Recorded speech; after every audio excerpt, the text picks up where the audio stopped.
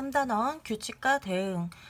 대표 심화 유형 볼게요. 1번 도형에서의 대응관계. 2. 두 양 사이의 관계. 3. 늘어놓은 모양에서 규칙 찾기. 4. 생활 속 대응관계를 식으로 나타내기. 5. 생활 속 대응관계의 활용. 6. 대응 규칙 알아보기. 7. 규칙과 대응을 활용한 교과 통합 유형. 쭉 보니까 도형이나 양 사이의 규칙, 대응관계를 알아보자. 뭐 이런 내용인 것 같아요. 베이직 컨셉 1번 두 양 사이의 관계. 첫 번째 두 양 사이의 관계를 알아보세요. 보니까 삼각형의 수, 사각형의 수 어떤 관계에 있냐면 삼각형이 하나일 때 사각형은 두 개가 있습니다. 이렇게 계속 늘어나고 있어요. 삼각형이 첫 번째일 때 하나, 두 개고요. 두 번째 때는 삼각형은 두 개가 되고 사각형은 두 개씩 두 배인 네 개가 됩니다. 이렇게 세 번째에는 삼각형이 세 개가 되고요. 사각형은 여섯 개가 돼요. 어떤 규칙을 갖고 늘어나고 있죠. 이거를 표로 나타내 봤더니 삼각형의 개수가 1개, 2개, 3개, 4개 늘어날 때마다 사각형의 개수는 2개, 4개, 6개, 8개 늘어나더랍니다. 어떤 관계에 있습니까? 삼각형의 수와 사각형 수 사이의 대응관계를 봤더니 삼각형의 수는 사각형의 수의 반과 같습니다. 지금 위에서 아래로 얼마가 늘어났냐면 곱하기 2한 수와 같죠. 사각형의 수는 삼각형의 수의 2배입니다. 그렇죠. 1의 2배인 2, 2의 2배인 4, 3이 6, 4이 8이 되었죠. 그래서 반대로 또 삼각형의 수는 사각형의 수의 나누기 2가 되어서 반과 같습니다. 이런 관계에 있어요. 실전 개념 1번 배열 순서와 사각형 조각 수 사이의 대응 관계 알아보기. 이렇게 일정하게 늘어나는 어떤 규칙이 있어요. 그런데 그러면 변하지 않는 부분과 변하는 부분으로 나누어서 생각해 보래요. 변하지 않는 부분은 여기서는 위에 두 개를 변하지 않는 부분으로 봐줬고요. 밑에 한 개가 되고 밑에 두 개, 두 개를 빼면 세 개, 두 개를 빼면 네 개 이렇게 늘어난다고 봐줬어요. 이렇게 한 다음에 배열 순서와 사각형 조각 수 사이를 표로 나타내 줍니다. 이런 관계를 표로 해서 숫자를 나타내 줘 봤어요. 배열 순서가 하나, 둘, 셋, 넷 늘어날 때마다 사각형 조각의 수가 몇 개인지 세봤더니 3개, 4개, 5개, 6개 이렇게 규칙적으로 한 개씩 늘어나고 있죠. 늘어난다고 합니다. 그러면 우리가 30째에 필요한 사각형 조각도 구할 수가 있어요. 앞으로 일정하게 어떤 늘어나는 규칙을 찾으면 저 뒤에 있는 어떤 개수도 찾을 수가 있다는 얘기죠. 어떻게 늘어났냐면 위의 사각형 두 개는 항상 그대로 있고 아래의 사각형 수는 배열 순서만큼 늘어났죠. 두 개가 계속 고정돼서 늘어나고 아래에는 한 개, 두 개, 세 개, 네 개 늘어났어요. 그러면 여기 30개 때에는 어떤 숫자가 될 거냐면 위에 두 개는 그대로 있겠죠.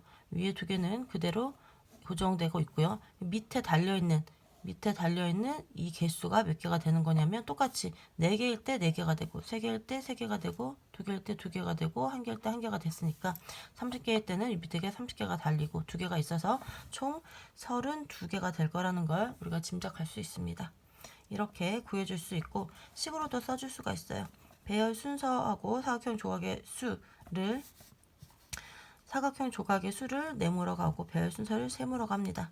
그러면 이걸 표로 나타내주면 1, 2, 3, 4 이렇게 늘어날 때 3, 4, 5, 6 얼마씩 늘었냐면 순서보다 2 큰 수씩 늘어났어요. 그쵸? 4에다가 2를 더하면 6 이렇게 2씩 증가했습니다. 그러면 우리가 네모가 사각형 개수죠. 사각형 개수는 배열 순서에다가 2를 더한 것과 같다. 이렇게 식으로 나타낼 수가 있죠. 그래서 30번째 사각형의 개수는 30 더하기 2해서 32가 나오고요. 또 이거를 세모는 이렇게 구하고 싶다면 네모에다가 빼기 2를 하면 되겠죠. 더하기 2를 반대쪽으로 가면 네모 빼기 2가 되어서 이거는 내가 32개의 사각형이 있을 때는 몇 번째입니까? 이런 식으로 물어보면 여기다 32라는 숫자를 넣어보면 이게 30번째라는 걸 알 수가 있게 돼요. 이렇게도 식을 써줄 수 있습니다. 1번 문제 볼게요. 1, 2번 같은 문제네요. 빈칸에 알맞은 수를 써넣으시오 그랬어요. 노란색 사각판의 수와 초록색 사각판의 수로 나누어졌네요. 위에 판이 있는데 노란색이랑 초록색이랑 섞여 있으니까 그거를 따로따로 떨어뜨려서 생각해 줍니다. 노란색, 그 다음에 초록색. 노란색은 첫 번째에 한 개 들었고요. 두 번째는 2개, 세 번째는 3개, 네 번째는 4개 이렇게 늘어나네요. 그 다음에 초록색은 3개, 4개, 5개 이렇게 늘어납니다. 3개, 4개, 5개, 그 다음에 하나씩 늘어나고 있죠. 6개 이렇게 늘어나고 있네요. 그럼 빈칸에 알맞은 수를 써놓으시오 하니까 그냥 이렇게 세워서 써주면 되겠습니다. 두 번째, 노란색 사각판이 200개일 때, 노란색이 쭉쭉쭉 증가를 하다가 200개가 될 때 초록색 사각판은 몇 개가 필요한가요? 보니까 1에서 1하고 3일 때 1일 때 3이 되고 2일 때 4, 그 다음에 3일 때 5, 2씩 2가 더 큰 수가 밑에 오고 있죠. 그래서 200번대일 때 초록색도 202개가 된다는 걸 우리가 이 표에서 쉽게 알아낼 수가 있었습니다. 문제 3번. 삼각형과 사각형으로 규칙적인 배열을 만들고 있습니다. 사각형이 100개일 때 삼각형은 몇 개 필요한가요? 그랬어요. 이것도 두 개 도형이 섞여 있으니까 따로따로 구분해서 써줘 볼게요. 위에 삼각형 먼저 써줄까요? 삼각형, 밑에 사각형이라고 나누어서 개수를 세볼게요. 처음에 삼각형이 하나일 때 사각형이 2개가 됩니다. 이렇게 붙어서 하나의 모양을 만들었고요. 두 번째로 가니까 삼각형이 2개가 들어가고 사각형이 3개가 되네요. 그 다음에 3개일 때 4개가 됩니다. 쭉 보니까 위에 거보다 하나 더 큰 수가 밑에 오죠. 그래서 사각형이 100개일 때, 삼각형이 아니고 사각형이에요. 밑에가 100개일 때 삼각형은 몇 개 필요하느냐? 그러면 100보다 1 작은 수가 되겠죠. 99가 될 겁니다. 문제 4, 5번. 배열 순서와 모양 조각의 수 사이의 대응 관계를 표를 이용하여 알아보려고 합니다. 빈칸에 알맞은 수를 써 넣으세요 그랬어요. 첫 번째 모양이 2개 있고요. 두 번째 4개 있네요. 써줄게요. 배열 순서가 1, 2, 3, 4 이렇게 늘어날 때 모양 조각의 수가 몇 개인가요? 2개, 4개, 6개 이렇게 늘어나네요. 8개일 때 그러면 얼마가 될까요? 보니까 2배씩 늘어나고 있죠. 2개를 단위로 점점 늘어나고 있으니까 곱하기 2를 해줍니다. 그러면 4, 2, 8이 되겠죠. 이렇게 써주면 될 것이고 50째, 50번째는 모양 조각이 몇 개 필요한지 구하시오 했어요. 이렇게 늘어났을 때 50번째가 되면 몇 개가 되겠습니까? 곱하기 2의 관계에 있으니까 곱하기 2 하면 100개가 필요할 것입니다. 문제 6번. 미술 시간에 그린 그림을 게시판에 전시하기 위해 도화지에 앞정을 꽂아서 벽에 붙이고 있습니다. 도화지의 수와 앞정의 수 사이의 대응 관계를 쓰시오 그랬어요. 어떻게 되겠나요? 이것도 표로 나타내 줘 볼게요. 맨 처음에 도화지 수와 앞정의 수를 나눠서 써줘 볼게요. 도화지가 1개일 때 앞정 2개가 필요하고요. 이거는 도화지 2개를 지금 겹쳐 놓은 거예요. 이게 진한 부분이 겹쳐졌죠. 점선은 뒤에 있는 거고요. 그랬을 때 앞정이 3개 필요합니다. 도화지 2장일 때 앞정은 3개, 도화지가 하나, 둘, 3개일 때 앞정은 하나, 둘, 셋, 넷 하나씩 증가하고 있죠. 도화지 수보다 앞정 수가 하나씩 더 큽니다. 이거를 이번에는 뭐 몇 번째 수를 구하여가 아니고 사이의 대응 관계를 쓰시오 그랬어요. 식을 구하시오 그러면 식은 어떻게 쓸 수 있을까요? 위에서 하나 더 큰 수가 되니까 앞정의 수는 도화지의 수에다가 더하기 1 이렇게 써주면 되겠죠. 그런데 관계를 쓰시오 그랬으니까 그냥 이거를 풀어서 말로 써줄게요.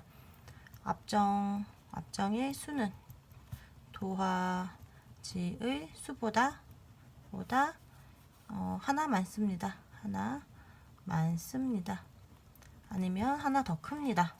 아니면 반대로 도화지의 수는 앞정의 수보다 하나 적습니다. 뭐 1 작습니다. 뭐 이렇게 써도 되겠죠. 이렇게 써도 되고 식으로 쓰면 도화지 수를 기준으로 구한다면 앞정수에서 1을 빼주면 되겠죠. 이거를 대응 관계를 쓰시오 그러면 이렇게 말로 풀어서 써주면 되겠습니다. 2번 대응 관계를 식으로 나타내기. 어떤 관계에 대한 내용을 식으로 간단하게 나타내 보래요. 세발 자전거의 대수. 세발 자전거는 한 대의 바퀴가 3개로 이루어졌으니까 한 대당 3개씩 있습니다. 2대면 6개일 거고요. 곱하기 3 해주면 되겠죠. 3대면 자전거 바퀴가 한 대에 뭐 하나, 둘, 셋 이렇게 좀 자전거라고 하는데 한 대면 3개고 2대면 3개짜리가 2개 있으니까 바퀴 수는 6개가 될 거고 세 번째는 이렇게 해서 9개가 되겠죠. 그래서 이 관계는 어떻게 되느냐?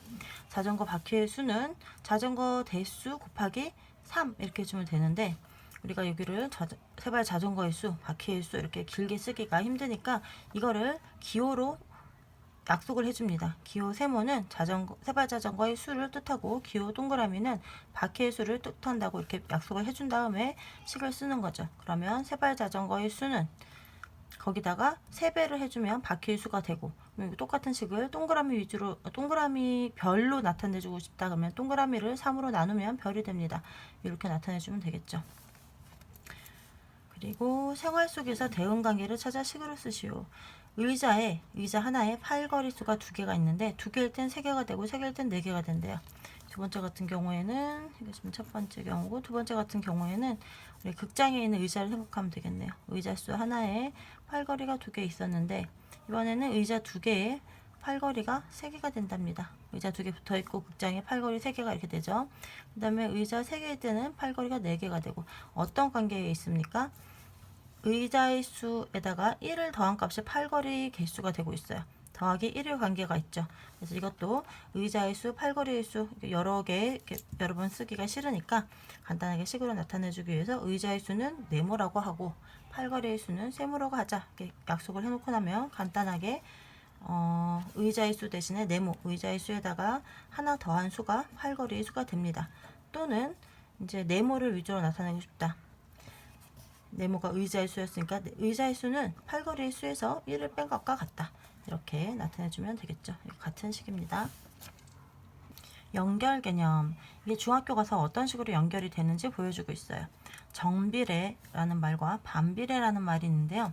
정비례는 이거를 x, y라고 해줬는데, 우리 여태까지 미음, 세모 이렇게 해서 어떤 두 관계를 간단하게 기호로 나타내줬죠. 그거를 x와 y라는 문자로 대신 넣어준 거예요. x와 y 관계가 어떻게 했느냐 보니까 여기는 1, 2, 3, 4. x가 이렇게 증가할 때 y도 3, 6, 9, 12. 숫자가 커질 때 밑에도 같이 커져요. 이렇게 x가 증가할 때 y도 증가하는 거를 어떤 관계에 있느냐? 정비례 관계에 있다. 이렇게 얘기해 주고요. 그 다음에 x가 이번에는 1, 2, 3, 4. x가 이렇게 커지는데 y는 12, 6, 4, 3 이렇게 숫자가 오히려 줄어들고 있어요. 이럴 때 서로의 관계를 반대 방향을 보고 있다. 방향이 서로 다르죠. 얘는 커지고 있는데 얘는 작아지고 있어요. 오히려 커지는 방향이 서로 다릅니다. 이럴 때 반비례 관계에 있다. 이렇게 설명을 해줘요. 중학교 가면 우리가 쓰던 네모, 세모 이 기호를 x, y라고만 바꿔서 그 관계를 정리해주면 되는 겁니다. 이거 같은 경우 어떻게 식을 쓸 수 있나요? y는 위에 x라는 숫자에 곱하기 보니까 1이 3이 되고 2가 6이 되고 3이 9가 되고 관계가 보이죠? 곱하기 3 해준 관계가 있어요. 그래서 x 곱하기 3 이렇게 관계를 나타내 줄 수 있고, 이거는 보니까 두 개를 곱해서 다 12가 되고 있어요. 어떻게 되고 있나요? x 곱하기 y가 곱하기 y가 12가 되는 이런 관계가 있어요. 이거를 y를 구하고 싶다. 그럼 어떻게 해주면 되나요? 12 나누기 x, 양쪽 식에다가 똑같이 나누기 x 나누기 x를 해주면 곱하기 x 나누기 x는 지워져서 y만 남고 왼쪽에 12 나누기 x가 남아서 이렇게 식을 써줄 수 있게 됩니다. 나중에 중학교 가면 이렇게 써준다는 얘기예요. 문제 1, 2번. 1번. 지혜의 나이와 오빠 나이 사이의 대응관계를 알고 표를 완성하시오 그랬어요. 근데 보니까 올해 지혜의 나이는 11살이고 오빠의 나이는 14살이래요. 3살 차이가 나네요. 올해 지혜 나이가 있고 오빠 나이가 있는데, 지혜 나이가 11살일 때 오빠 나이가 14살이라고 얘기해 줬어요.